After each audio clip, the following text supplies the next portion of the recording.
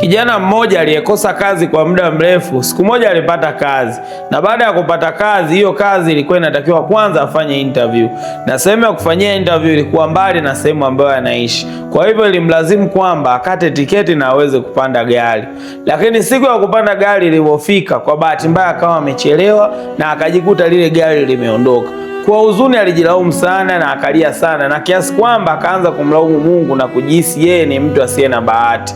Lakini nini kilichotokea? Lile gari ambalo yeye alilikosa lilienda mbele na baadaye likawa limepata ajali na watu wote ndani ya lile gari wakafa. Somo kubwa kwenye hii hadithi ni kwamba kuna wakati unakosa usafiri wa gari, pengine Mungu anataka utembee uone mazingira namna yalivyo mazuri. Kuna nafasi ambazo tunazikosa kwenye maisha yetu, lakini zinakuwa ni usalama wetu na ulinzi wetu. Yako mambo ambayo kwenye maisha yetu tunayaona kama neema na bahati, na pale tunapoyakosa yanakuwa yanaumiza moyo wetu, lakini kumbe kwenye kuyakosa haya mambo ndo ushindi wenyewe ulipo. Kwenye kuyashindwa haya mambo ndo ushindi wenyewe ulipo.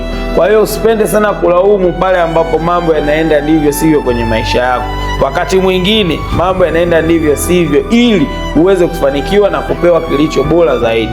Kumbuka, anayepanga maisha ni Mungu, sio wewe. Unachojipangia kinaweza kisiwe bora kuliko ambacho yeye anakupangia.